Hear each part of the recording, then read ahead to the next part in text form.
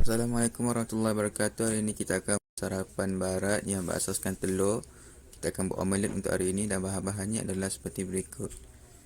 Kita perlukan capsicum, bawang holland dan 2 biji telur. Kita pecahkan dalam satu mangkuk dan kita gabungkan ke semua bahan tadi dan meletakkan sedikit garam. Dan kita nyalakan api, tapi tak nak kuat sangat, kita slow je. Okey, lepas tu masukkan butter yang dah optional ya. Kita boleh letakkan minyak ataupun spray, dan terus kita letakkan kita punya telur tadi. Sebabkan saya tak ada frying pan, saya menggunakan kuali biasa saja. Okey, kemudian kita gulungkan kita punya omelet ni sampailah menjadi satu gulungan yang cantik. Alright. Kemudian kita balikkan supaya dia punya gulungan menjadi kemas. Dab-dabkan dia. Kemudian tutup kita punya gas. Dan kita boleh hidang. Letakkan sayuran. Letakkan sos sikit. Letakkan tomato. Ini adalah mengikut cita rasa anda. Kerana saya tidak mempunyai banyak bahan, saya hanya menggunakan apa yang ada untuk melengkapkan hidangan. Okey. So, kita punya omelet dah siap. Seterusnya, kita akan buat sarapan yang dipanggil scramble egg. Kita perlukan 2 biji telur. Kemudian kita pecahkan telur tersebut dalam satu mangkuk. Kita boleh guna 2 ataupun 3, 1 pun boleh. Dan kita kacaukan kita punya telur tu. Kemudian masukkan butter ataupun minyak, ini optional, untuk tak nak bagi dia melekat. Okey, masukkan ke semua telur yang kita pecahkan tadi. Okey. Kemudian kita hanya gosok-gosok sampailah dia mendapat tekstur yang kita nak lah. Ada yang suka terlalu cair, ada yang suka keras. Okey, letakkan sayuran. Ini adalah optional ya. Kita boleh letak apa jenis sayuran yang kita mahukan. Okey, saya menggunakan roti wholemeal.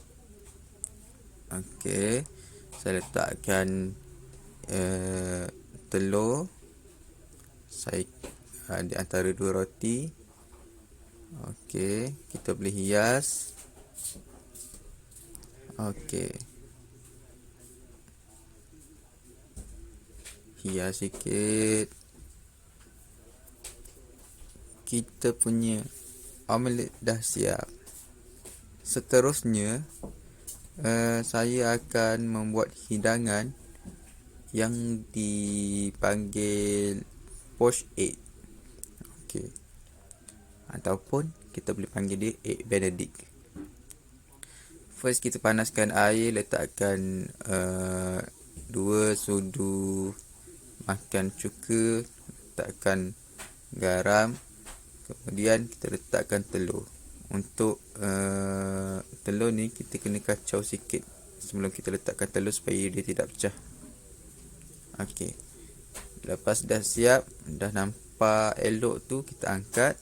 Kemudian kita boleh hiaskan kita punya sarapan. Saya letak pasta, saya letak sayur, saya letak lettuce. Kemudian saya letak kita punya telur tu. Sebabkan telur saya ni tidaklah terlalu fresh, dia akan jadi bentuk macam tu. Kemudian kita letakkan hollandaise sauce. Letaklah sebanyak mana yang kita inginkan. Alright. So, dah siap untuk kita punya sarapan ketiga. Okey, seterusnya kita akan buat sarapan yang keempat, iaitu sunny side up, ataupun kita boleh panggil dia English big breakfast. Saya hanya gunakan satu telur saja. Saya guna 2 sausage. Okey. Seterusnya kita akan buat sesame goreng. Kita akan letakkan butter dulu. Saya pecahkan telur ke dalam mangkuk dulu supaya dia tidak pecah semasa kita letakkan telur tu ke dalam kuali. Okey. Kemudian kita ratakan butter tu.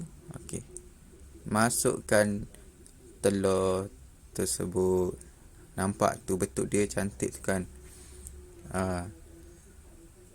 Kita gunakan api yang slow tau, sebab tak nak bagi dia terlalu masak bahagian bawah tu.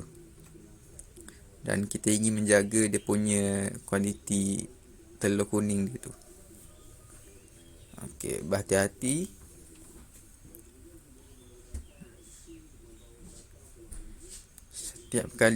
Setiap saat kita kena perhatikan dia punya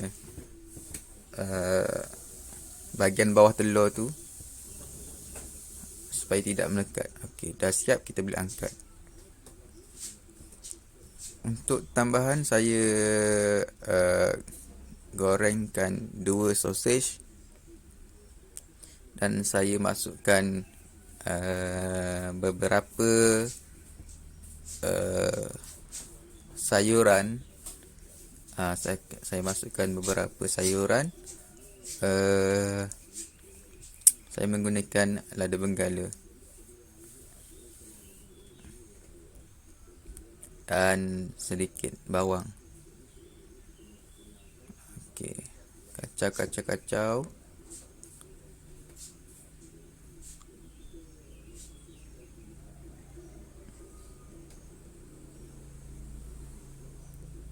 Kemudian kita boleh angkat dan terus kita hidangkan dia. Saya guna satu roti wholemeal. Kemudian saya letakkan sausage. Sebabkan saya tak ada barang yang mencukupi seperti kacang, kita boleh letak kacang, isi ayam, tuna, isi tuna yang dalam tin tu. Itu adalah optional ya, mengikut cita rasa anda. Saya hanya menggunakan barangan yang setakat apa yang saya ada. Okey. So, hidangan yang keempat kita dah siap. Kita hanya boleh tambah apa yang kita nak. Macam saya letak sos dekat sosis. Alright, dah siap.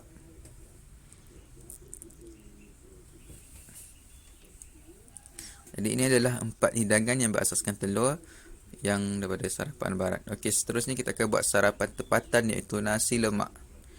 Nasi lemak ni adalah sarapan yang biasalah di Malaysia. First kita akan buat dia punya nasi dulu. Saya hanya menggunakan 1 cup lebih lah nasi beras. Maafkan saya, beras. Lepas tu kita basuhkan beras. Lepas kita basuhkan, kita letakkan ramuan dia. Saya letakkan halia sikit. Saya letakkan bawang merah. Lepas saya letakkan bawang merah, kita akan letakkan halba. Kalau ada halba boleh, untuk dia bangkit dia punya rasa tu. Tapi saya tak ada. Okey, seterusnya kita letakkan santan yang dicampur air dengan mengikut nisbah 1/1. Dan santan tu kita letakkan siap-siap garam ke dalam campuran santan dan air tu. Kacau. Okey, tambah air. Kalau rasa terlalu masin, kita boleh tambah air sikit. Dan last sekali kita letakkan daun pandan. Okey, kita akan buat dia punya sambal. Okey, letakkan minyak. Panaskan kita punya kuali dulu sebelum kita menumis. Saya tak guna api yang terlalu besar, saya guna api medium.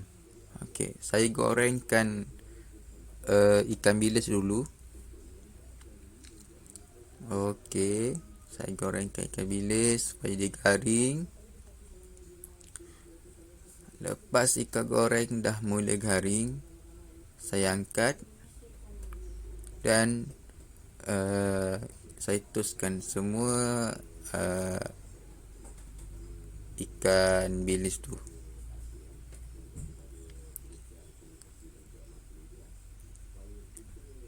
Baiklah.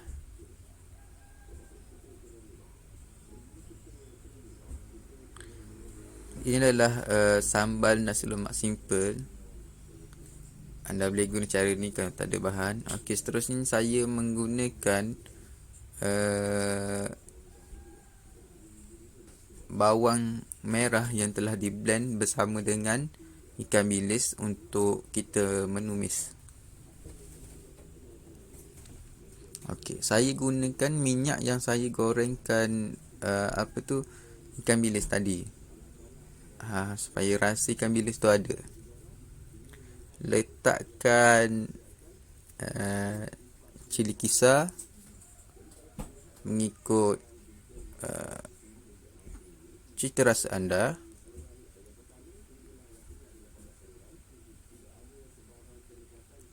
Alright. Kemudian lepas colour dia dah mulai gelap,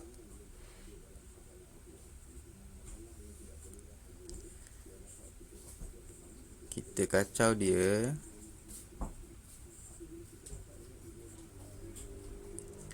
Kacau. Dan selepas kesemua siap, kita boleh hiaskan kita punya hidangan. Untuk nasi lemak ni juga, untuk bahan-bahan dia kita boleh letak mengikut kesesuaian kita. Sebab saya tak guna ayam, saya gantikan dengan telur. Letakkan ikan bilis, letakkan kacang. Boleh letak kacang, tapi saya stok kacang saya dah habis. Jadi kacang saya dah habis guna. Okey, kita boleh hias, letak ke sambal. Kita punya sambal. Dan ini adalah optional ya, saya nak bagi tahu. Kita boleh letak ayam, kita boleh letak daging. Macam kat kedai-kedai tu kebanyakannya dia letak kerang. Boleh letak udang, boleh letak ikan. Misalnya orang ada yang letak ikan goreng, ataupun letak ikan dalam sambal, mengikut cita rasa kita. Jadi itu saja. Sekian, terima kasih.